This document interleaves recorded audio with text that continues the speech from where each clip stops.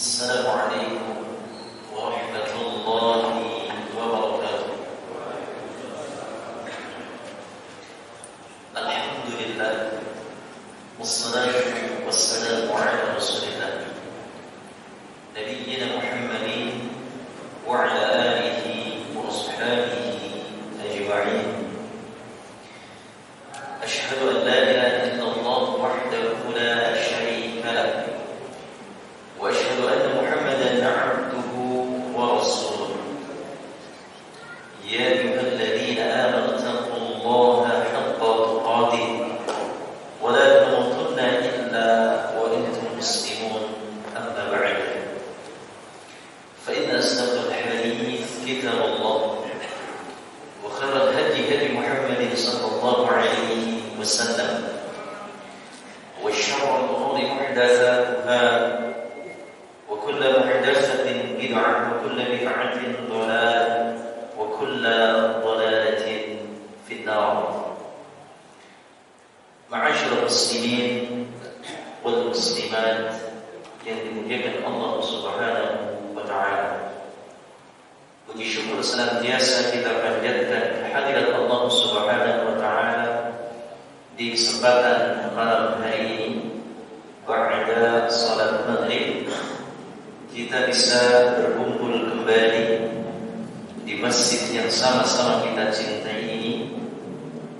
Setelah kita menjalankan sholat maghrib, kita lanjutkan dengan kajian ilmiah yang membahas kitab tafsir juz yang ke-30. Dan alhamdulillah pada kesempatan malam hari ini kita sudah sampai di surah Al-Fil. Silakan Bapak Ibu untuk membuka Al-Qur'annya. Kita akan membaca bersama-sama terlebih dahulu sebelum kita mengupas surah Al-Fil. A'udzu billahi minasy syaithanir rajim.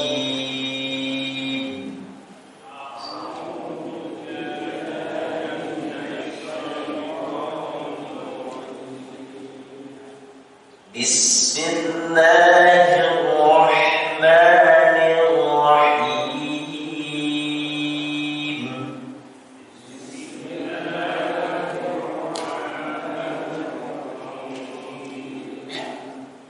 Alam tara kayfa fa'ala rabbuka bi ashabil fil.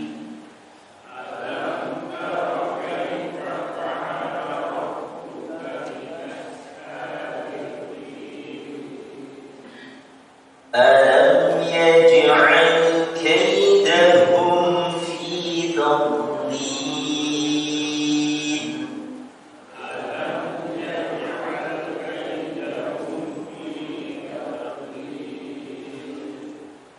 وأرسل عليهم طيرا أبابيل.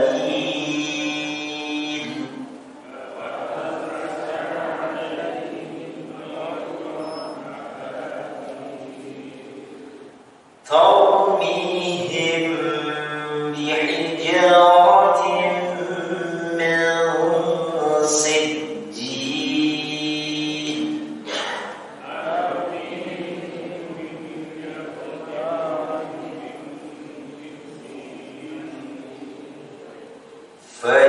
فجعلهم كعصف مأكول.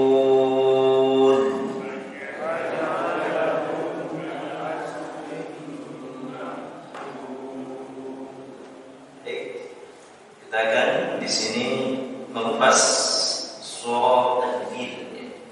Sebelum kita mengupas satu persatu dari ayat tersebut, maka kita harus tahu terlebih dahulu berkenaan tentang surah Al-Fil. Di mana surah Al-Fil adalah termasuk surah yang tergolong dalam surah Makkiyah. Dan surah ini adalah termasuk surah yang ke-105 yang terdiri dari 5 ayat.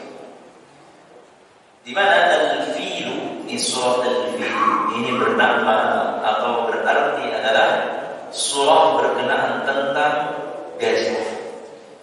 Karena al-fil di sini maknanya adalah gajah.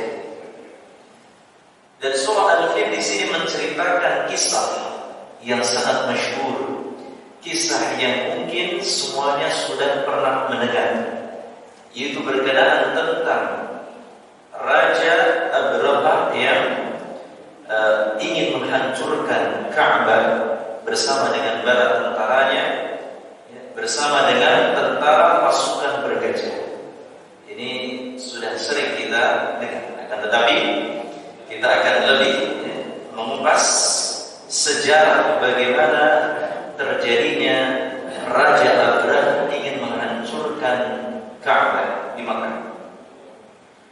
Maka di sini ayyuhal ikhwah wal akhwati fillah azza wa jalla, sebelum kita membahas satu persatu ayat tersebut, maka di sini kita akan mengupas beberapa hal yang sangat penting untuk kita ketahui, yaitu tentang sejarah. Di mana sejarah tersebut sudah tercatat, sebagaimana di kitab tafsir Ibnu Katsir menceritakan bahwasanya Allah Subhanahu wa taala menghancurkan tentara bergajah. Maka di sini disebutkan dalam sebuah kisah sebelum terjadinya Raja Abraha menyerang Ka'bah yang berada di kota Makkah. Maka di sini diawali dari kisah Ashabul Ukhdud. Jadi Ashabul Ukhdud di sini adalah orang yang pada masa sebelum perang Islam, atau di sini mereka beragama Nasrani, yang mereka beriman kepada Allah Subhanahu wa taala, yang Ashabul Ukhdud di sini dibakar hidup-hidup, di parit. Ini Ashabul Ukhdud yang berjumlah kurang lebih 20.000. Subhanallah. Jadi 20.000 ini Ashabul Ukhdud. Ini adalah seorang yang taat kepada Allah Subhanahu wa taala, beriman kepada Allah Subhanahu wa taala. Maka disebutkan di dalam kisah Ashabul Ukhdud, sebagaimana Allah Subhanahu wa taala berfirman di dalam surah Al-Buruj di ayat yang keempat, di situ disebutkan qutila ashabul ukhdud, binasalah orang-orang yang membuat parit. Siapa di sini orang-orang yang membuat parit? Yang membuat parit adalah para pembesar-pembesar Najran yang berada di kota Yaman. Dan para pembesar Najran ini dipimpin oleh raja yang bernama Dzu-Nuwas. Dzu-Nuwas atau disebut juga dengan Raja Himyar yang terakhir. Maka di sini disebutkan di dalam ayat tersebut, qutila ashabul ukhdud, binasalah orang-orang yang berparit, yaitu para pembesar-pembesar Najran di kota Yaman. An-nari dzatil waqud, yang parit-parit tersebut yang dipenuhi dengan api, dzatil waqud, yang di situ juga disiapkan kayu bakar. Jadi dibuat parit, kemudian di situ disiapkan kayu bakar, kemudian dinyalakan api. Idhum 'alaiha qu'ud, yaitu ketika mereka duduk di sekitarnya. Jadi ketika sudah membuat parit tersebut, dinyalakan api, kemudian para pembesar-pembesarnya duduk di sekitar parit-parit tersebut. Wa hum 'ala ma yaf'aluna bil mu'minina syuhud, sedang mereka menyiksa atau mereka menyaksikan apa yang mereka perbuat terhadap orang-orang mukmin.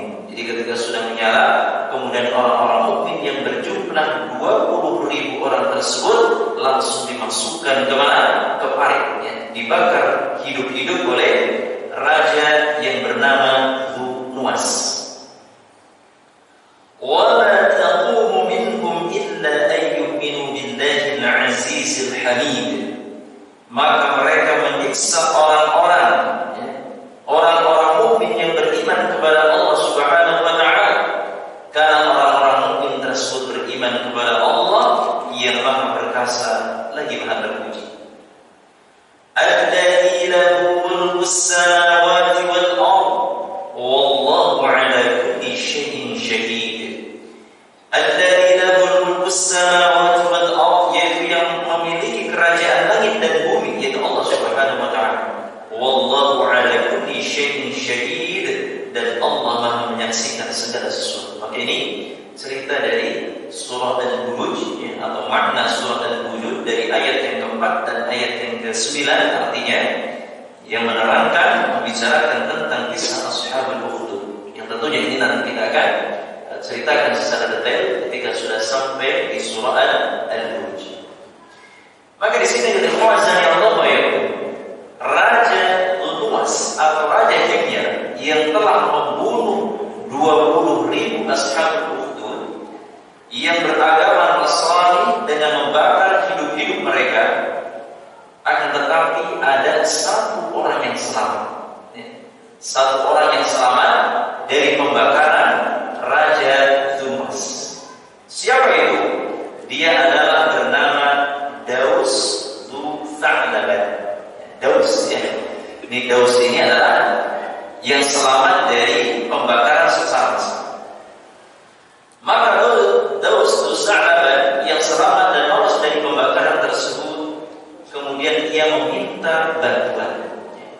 Lolos, kemudian dia minta bantuan kepada siapa? Kepada Raja Syam yang juga beragama Nasrani. Maka Raja Syam tersebut meminta bantuan kepada Raja An-Najasyi atau Raja Habasyah. Jadi Raja Habasyah di sini dimintai bantuan oleh Raja Syam. Kenapa di sini? Nah, di sini surat itu bersih. Jadi Raja Syam menulis surat kepada Raja Habasyah yang berisi permohonan agar supaya Raja Najasyi di sini membantu Daus, karena posisinya di sini Daus dalam keadaan apa? Ketakutan, karena ingin dibakar oleh Raja Luwas.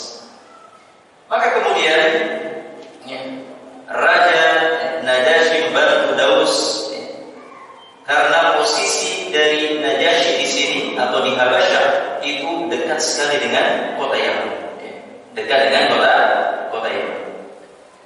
Maka Raja Najasyi pun mengutus pasukan besar.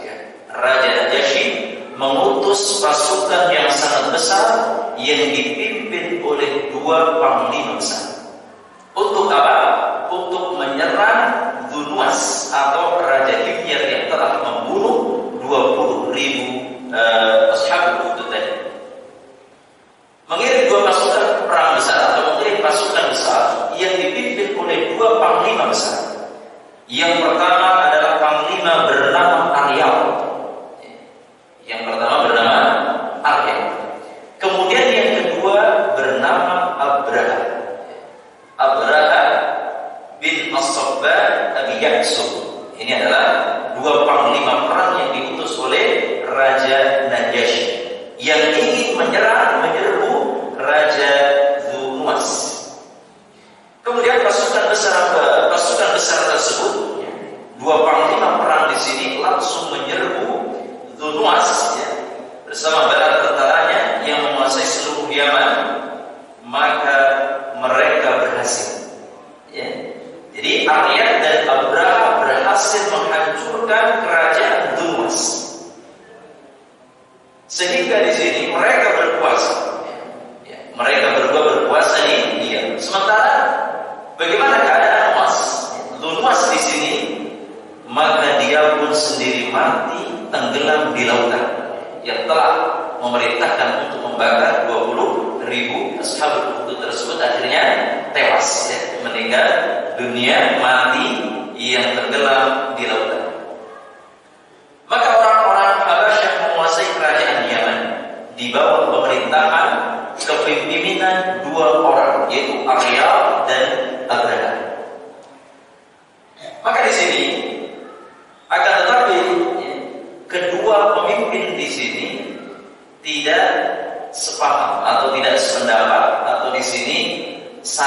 ingin menguasai kekuasaan. Akhirnya Arya dan Abraha sepakat untuk apa? Sepakat untuk berperang. Kedua panglima perang yang tadinya bekerja bersama-sama menghancurkan kerajaan Tunuas, akhirnya mereka pun berselisih.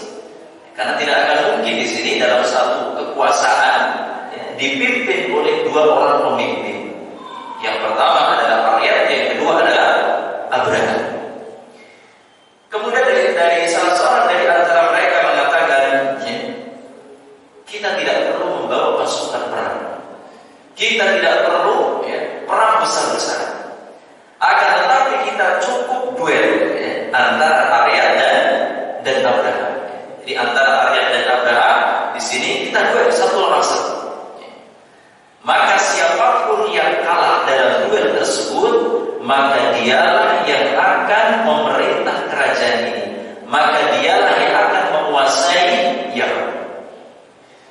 Maka atas usulan ini mereka berdua pun sepakat. Setelah sepakat, akhirnya keduanya pun berantem. Jadi berperang keduanya satu lawan satu duel. Sehingga Arya di sini saking nafsunya ingin membunuh Abraha, Arya akhirnya menebas hidungnya Abraha sampai berdarah dan mengoyak mulutnya Abraha, sehingga Abraha di sini hampir kalah, diserang oleh Arya. Akan tetapi di sini datanglah Ataudah di sini adalah seseorang pengawal setianya Abraha.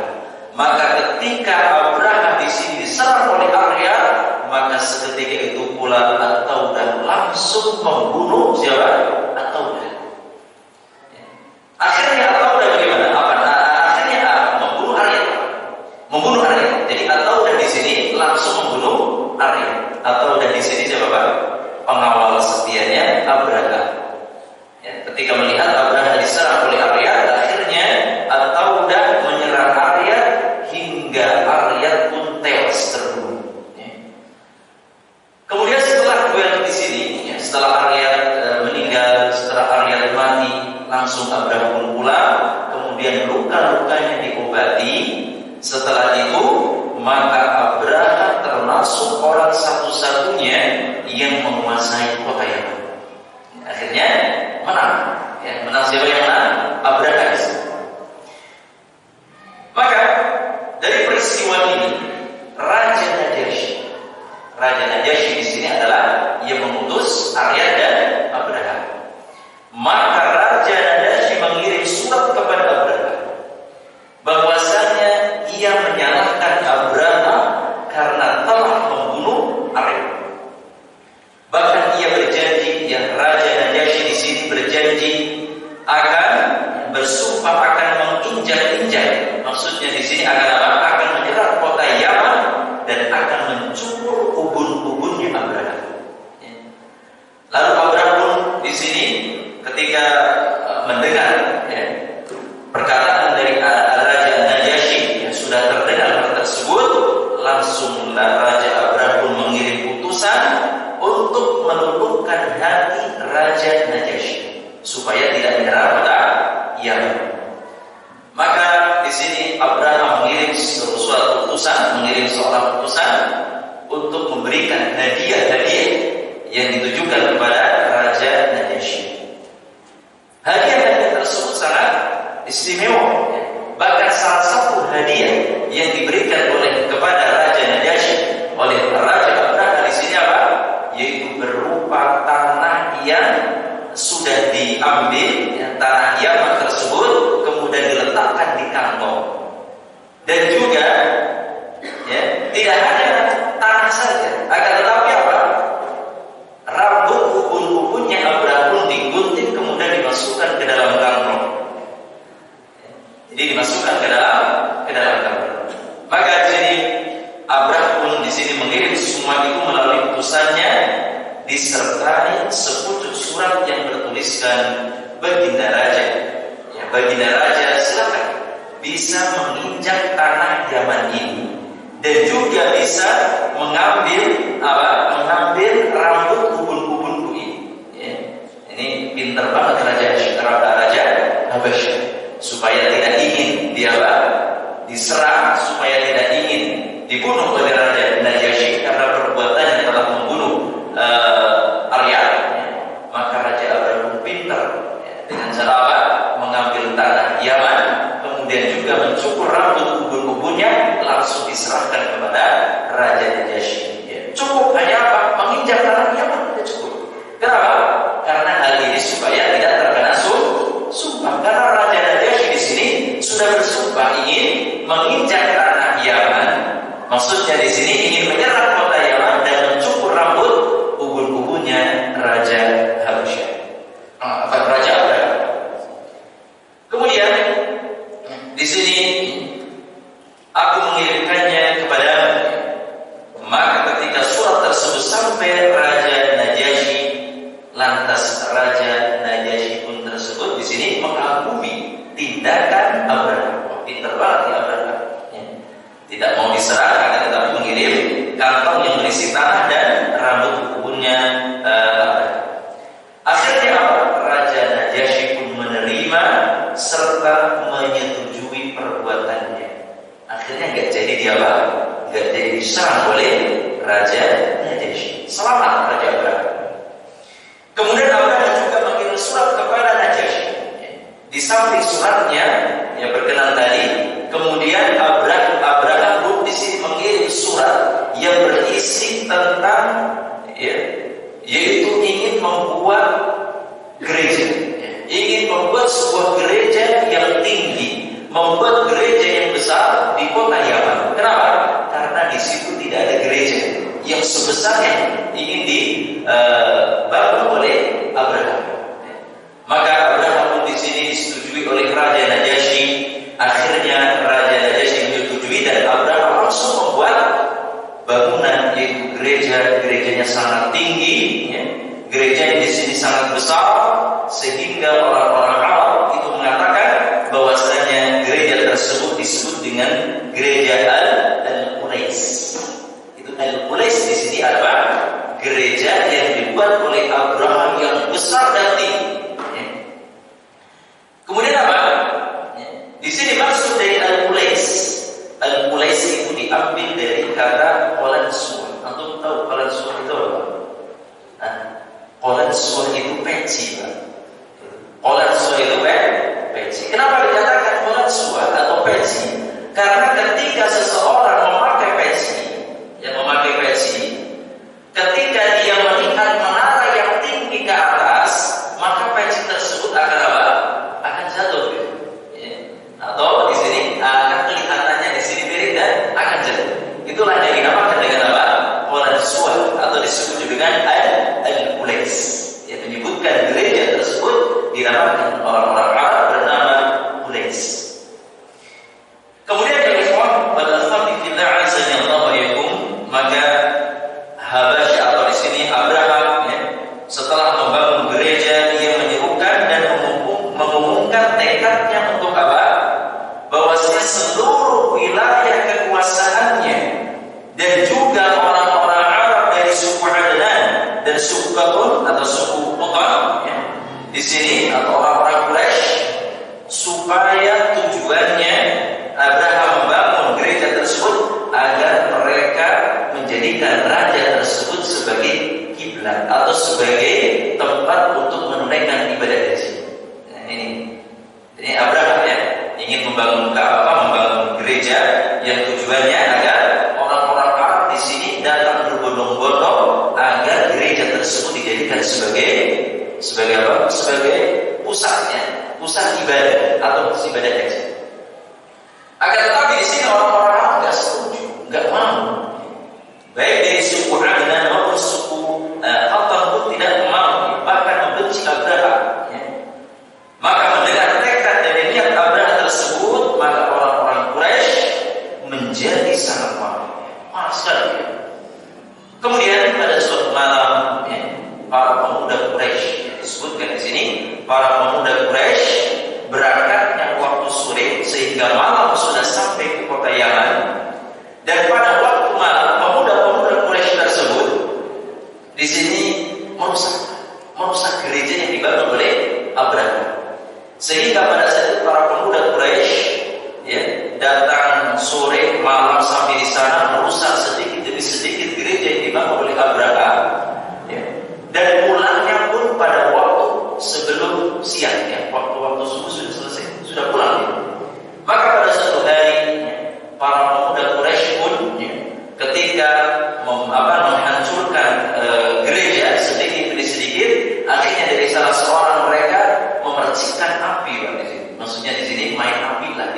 gereja tersebut. Akhirnya apa? Karena cuacanya sangat panas, akhirnya gereja tersebut menjadi terbakar. Gerejanya jadi terbakar. Maka gereja tersebut runtuh, terbakar, habis. Oleh siapa? Para pemuda-pemuda Quraisy. Maka singkat cerita, tatkala para pemuda Quraisy sudah menghancurkan gereja yang dibangun oleh Abraha, maka Abraha pun di sini apa? Sangat geram dan sangat marah, dan mereka bertekad, atau Abraha di sini bertekad ingin juga menghancurkan Ka'bah. Nah, di sini mulainya Raja Abraha membenci Ka'bah. Mulainya Abraha di sini ingin menghancurkan Ka'bah. Kenapa? Karena orang-orang Quraisy menghancurkan gereja yang telah dibangunnya. Maka Allah ya, tahu Abraha bersumpah ia ingin menyerang dan menghancurkan Ka'bah. Oleh karena itulah di sini Abraha mulai bersiap-siap, mulai bersiap-siap membawa pasukan yang bergajah yang berjumlah. Ini ada perbedaan pendapat bahwasanya jumlah gajah-gajah yang dibawa oleh Raja Abraha, ada yang mengatakan 8 gajah, ada yang mengatakan 12 gajah. Nah, gajah-gajah tersebut adalah gajah-gajah yang sangat istimewa. Gajah-gajah tersebut adalah gajah-gajah yang tinggi, besar, dan gajah tersebut adalah gajah dari pemberian Najasyi, pemberian Raja Najasyi. Maka gajah-gajah tersebut ada yang tahu nama gajahnya Abraha siapa? Mahmud. Jadi Raja Abraha membawa gajah tersebut bernama Mahmud. Ada yang namanya Mahmud di sini, Pak? Kalau namanya Mahmud berarti dia gajahnya Abraha. Mahmud namanya bagus, Pak. Mahmud di sini adalah gajahnya Abraha yang ingin menghancurkan kota Makkah, menghancurkan Ka'bah. Maka azani Allah wa yakunna di sini gajah-gajah tersebut dimaksudkan. Kenapa Raja Abraha membawa beberapa ekor gajah, 8 sampai 12 gajah? Tujuannya ingin menghancurkan Ka'bah dengan apa? Dengan tali yang diikat di kepalanya gajah, kemudian tali tersebut ditaruh di mana? Diikat juga di dinding-dinding Ka'bah. Sehingga ketika gajah tersebut disabet atau diperintahkan disuruh untuk jalan, maka jalan. Sehingga rencananya di sini supaya Ka'bah tersebut menjadi hancur. Maka ini misi dari Abraha. Kemudian ketika orang-orang mendengar bahwasanya Raja Abraha ingin menghancurkan Ka'bah, maka mereka menganggap perkara ini adalah perkara yang sangat menakutkan. Kenapa? Karena ini adalah rumah Allah, Baitullah, ingin dihancurkan oleh Abraha. Maka mereka bertekad untuk membela Ka'bah, orang-orang Quraisy. Kemudian salah seorang raja dari Yaman yang bernama Dunafar. Ini Dunafar di sini adalah orang yang tidak berpihak kepada Abraha, akan tetapi berpihak kepada orang-orang Quraisy. Dunafar di sini membela orang-orang Quraisy, dan akhirnya Dunafar mengajak orang-orang Quraisy untuk menghalau pasukan Abraha supaya tidak menghancurkan Ka'bah. Apa yang terjadi? Akan tetapi Dunafar kalah bersama dengan orang-orang Quraisy. Kenapa? Karena Abraha di sini membawa pasukan yang sangat besar, membawa pasukan bergajah. Akhirnya Dunafar di sini melawan Abraha, akan tetapi Abraha pun mengalahkan mereka. Tujuannya apa, kawan? Kenapa sih kok di sini Dunafar sampai kalah melawan Abraha? Tujuannya apa? Bahwasanya Allah Subhanahu wa taala hendak menunjukkan kehormatan dan keagungan Ka'bah. Nanti Allah Subhanahu wa taala yang betul-betul membela Ka'bah, yang akan melindungi Ka'bah, bukan orang-orang Quraisy. Ini tujuannya. Kemudian setelah Dunafar di sini kalah, maka Raja Abraha pun melanjutkan perjalanannya sampai ke negeri Syam. Dan Abraha dihadang oleh pasukan Nufail bin Harith Al-Khash'abi ini adalah merupakan pasukan dari Quraisy juga yang ingin menghalangi Abraha supaya tidak menghancurkan Makkah. Tetapi apa? Tetapi sekali lagi Nufail pun kalah melawan Raja Abraha. Kemudian ini Nufail akhirnya kalah, dan Abraha ingin membunuh Nufail, akan tetapi tidak menjadi membunuh Nufail. Kemudian Nufail pun dijadikan sebagai penunjuk arah, penunjuk jalan untuk menuju ke kota Makkah. Maka di sini ketika Abraha tiba di daerah Al-Muhammas di kota Makkah, ia dan pasukannya pun berhenti di sana. Jadi Abraha bersama dengan pasukannya berhenti di dekat kota Makkah. Langsung pasukannya di sini berhenti lalu merampas harta-harta milik orang-orang Quraisy. Setelah sampai di kota Makkah, di pinggiran kota Makkah langsung dirampas yang harta-hartanya orang-orang Quraisy. Kemudian di sini Abraha pun yang dipimpin oleh Al-Aswad. Ini Al-Aswad adalah orang yang diberi tugas oleh Abraha untuk merampas harta-harta orang-orang Quraisy. Maka dari harta-harta orang Quraisy pun di sini tidak luput 200 ekor unta milik Abdul Muttalib. Abdul Muttalib adalah siapa Pak? Bin Hashim. Abdul Muttalib itu siapa? Kakeknya Rasulullah SAW. Maka Abdul Muttalib pun memiliki 200 ekor unta langsung diambil oleh Al-Aswad atas perintah Abraha, diambil juga. Maka di sini Abdul Muttalib adalah kakeknya Rasulullah SAW, dan Abdul Muttalib adalah orang yang pertama kali menemukan air Zam-Zam. Setelah air Zam-Zam di sini terkubur, tadinya air Zam-Zam di sini terkubur, kemudian atas petunjuk Allah Subhanahu wa Ta'ala dan mimpinya, atas petunjuk Allah Subhanahu wa Ta'ala didatangkan oleh para malaikat pada waktu mimpinya, suruh menggali air Zam-Zam, dan digalilah air Zam-Zam tersebut. Akhirnya nongol kembali, timbul kembali air Zam-Zam. Sekarang alhamdulillah masih ada air Zam-Zam, dan sampai sekarang masih ada. Ini berkat jasa dari Abdul Muttalib. Abdul Muttalib yaitu kakek Rasulullah SAW yang menggali sumber Zam-Zam kembali. Maka di sini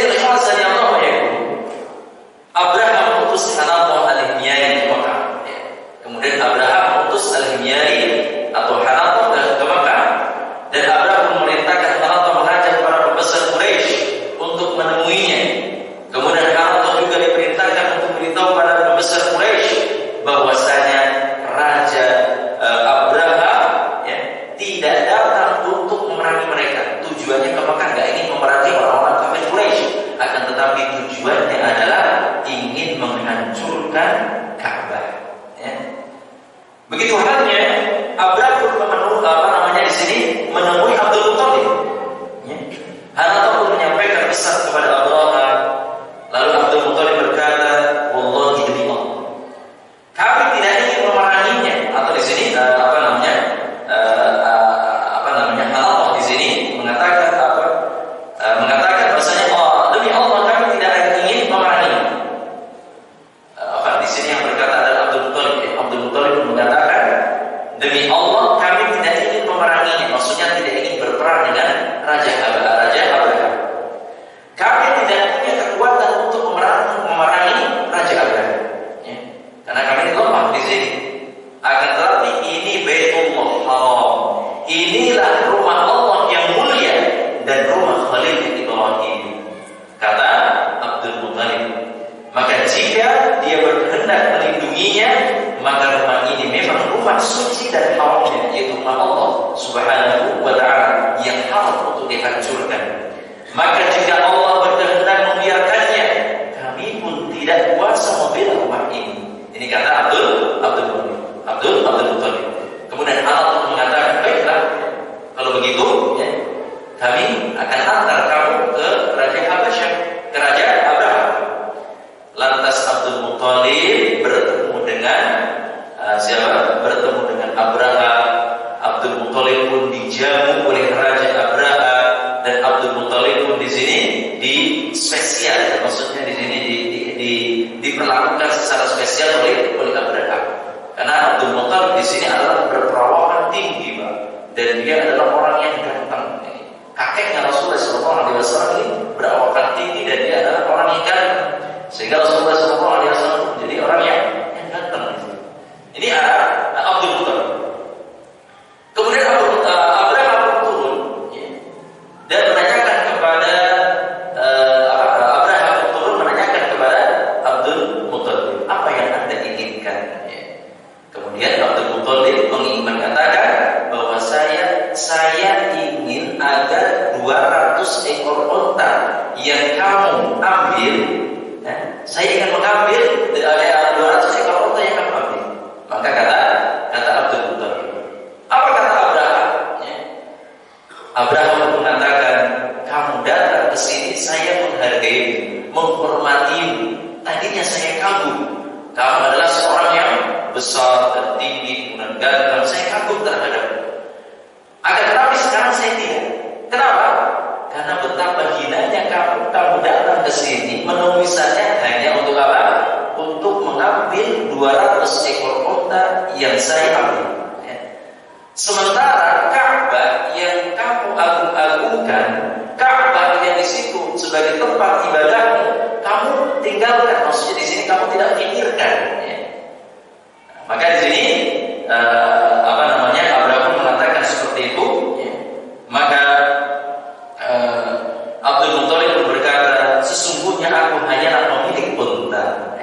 Aku adalah hanya pemilik unta. Sedangkan Ka'bah mempunyai pemiliknya sendiri, yaitu Allah Subhanahu wa Ta'ala. Maka dialah yang akan membelanya. Ini kata Abdul Muthalib. Jadi Ka'bah ini sudah ada yang memiliki. Ka'bah ini sudah ada pemiliknya, yaitu Allah Subhanahu wa Ta'ala. Sementara saya ini adalah pemilik 200 ekor unta. Maka apabila kamu ingin menyerang, kamu ingin menghancurkan Ka'bah, maka silakan. Karena ini bukan rumah saya. Karena sudah ada pemiliknya, yaitu Allah Subhanahu wa Ta'ala. Maka mendengar hal itu, Abraham mengatakan, baik, kalau begitu aku akan menghancurkan Ka'bah. Kata Abraham. Ini rahmatnya Allah ya. Kemudian penduduk Mekah pun di sini diperintahkan untuk keluar kota Mekah. Ketika Raja Abraham ingin menghancurkan Ka'bah, penduduk kota Mekah diperintahkan untuk keluar kota Mekah dan lari ke gunung-gunung. Lari ke gunung untuk berlindung, dari apa? Dari amukan Abraham. Maka Abdul Muthalib lah yang memerintahkan orang-orang Quraisy untuk naik ke gunung supaya apa? Tidak terkena imbas dari pasukan bergajah yang dipimpin oleh Abraham. Kemudian Abdul Muthalib berdiri dan memegang lingkaran besi yang ada di pintu Ka'bah bersama sebagian orang Quraisy. Lantas Abdul Muthalib berdoa kepada Allah demi meminta pertolongan atas serangan Abraham dan pasukannya. Kemudian Abdul Muthalib berdoa, ya Allah, sesungguhnya manusia melindungi tempat tinggalnya, maka lindungilah tempat sucimu. Ini kata siapa? Abdul Muthalib. Jangan sampai salib dan tipu daya mereka mengalahkan tipu daya esok hari. Maka Ibnu Isa berkata, ya, kemudian Abdul Muthalib melepaskan lingkaran besi yang ada di pintu Ka'bah. Pintu Ka'bah dan lingkaran besi itu, melepaskan lingkaran besi Ka'bah, dan orang-orang Quraisy meninggalkan 100 ekor unta di dekat Ka'bah. Sebelum mereka pergi ke gunung, maka orang-orang Quraisy di sini meninggalkan 100 ekor unta di dekat Ka'bah. Tujuannya apa? Tujuannya supaya Raja Abraham di sini tidak jadi menyerang Ka'bah, menghancurkan Ka'bah. Karena apa? Diiming-imingi oleh 100 ekor unta. Nah, ini orang-orang Quraisy. Maka ketika fajar pada pagi hari, Abraham bersiap-siap memasuki kota Makkah.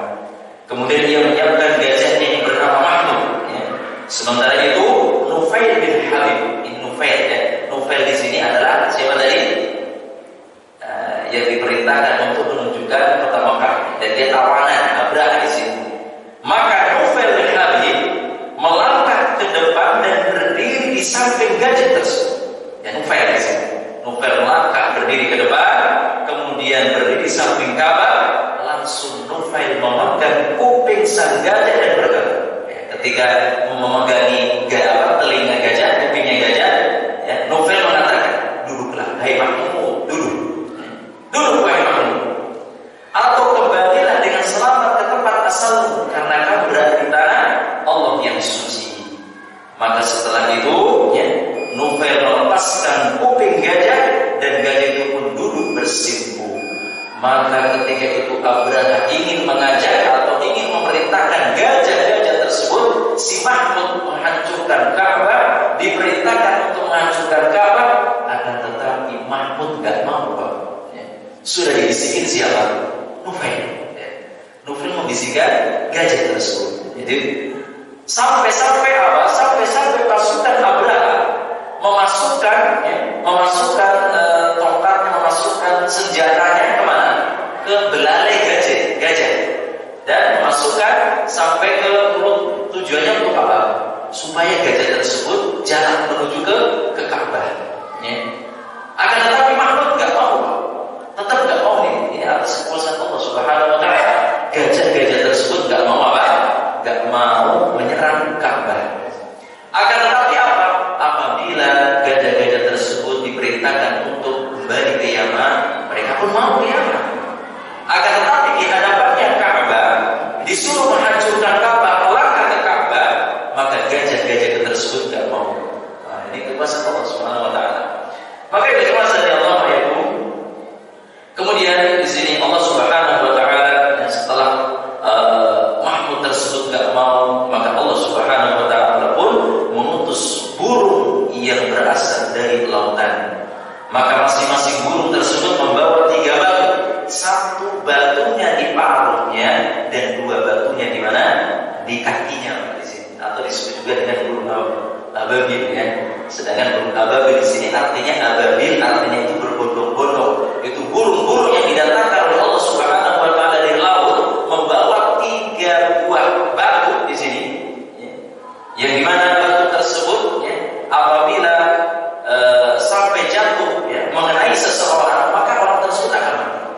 Lantas Allah Subhanahu Wa Taala di sini mengutus burung tersebut, dan burung-burung tersebut pun menjatuhkan kerikil-kerikil atau batu-batu untuk menghancurkan Raja Abraha dan pasukannya. Maka orang yang terkena batu tersebut, ketika sudah terkena, sedikit demi sedikit kulitnya akan mengelupas dan tubuhnya pun akan di sini akan copot, akan lepas di sini ketika terkena batu tersebut. Kemudian akhirnya di sini pasukan bergajah pun kocar kacir lari kemana-mana, akan tetapi tidak selamat di sini. Kalau bagaimana Abraha? Nah, Abraha di sini terkena batu yang dilemparkan oleh burung. Akhirnya Abraha pun lari menuju ke Yaman sambil kesakitan Pak di sini karena terkena batu. Bagaimana tidak sakit ketika jalan, kemudian sebagian anggota tubuhnya di sini lepas. Begitu jalan, anggota tubuhnya lepas. Begitu halnya di sini Allah Subhanahu Wa Taala ingin apa? Ingin menyiksa Abraha yang berniat ingin menghancurkan Ka'bah. Maka sesampainya di Yaman, Abraha pun tewas, mati di Yaman, Pak. Dengan posisi apa? Dalam keadaan jantungnya copot dan tubuhnya sudah terlepas, Pak, di sini. Disebabkan karena apa? Karena terkena batu yang dilemparkan oleh burung yang ada yang mengatakan burung ababil. Maka ini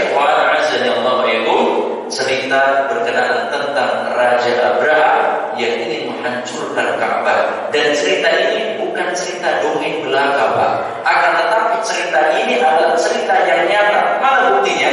Buktinya yaitu ketika ada salah seorang yang terkena batu yang dilemparkan oleh burung tersebut, itu hidup, masih hidup yang dia berada di masa Rasulullah SAW. Yang ketika Aisyah radhiyallahu anha melihat bahwasanya dia adalah pasukan Abraha yang ingin menghancurkan Ka'bah dan dalam keadaan cacat. Ini menunjukkan bahwasanya kisah tentang Abraha adalah merupakan kisah yang nyata dan betul-betul ada. Demikian kisah tentang Abrahah ingin menghancurkan Ka'bah, awal dari pembahasan surah Al-Fil. Mudah-mudahan apa yang kita sampaikan bermanfaat. Saya kira cukup ya. Insyaallah kita lanjutkan pada pertemuan yang akan datang. Masih sedikit menceritakan tentang orang-orang yang selamat dari gunung ababil ini sebagai bukti nyata bahwasanya kisah ini adalah kisah yang benar. Wallahu a'lam bishawab. Sampai di sini karena waktu sudah isya, kita tutup dengan doa kafaratul majelis. Subhanakallahumma wa bihamdika asyhadu an la ilaha illa anta astaghfiruka wa atubu ilaik. Assalamualaikum warahmatullahi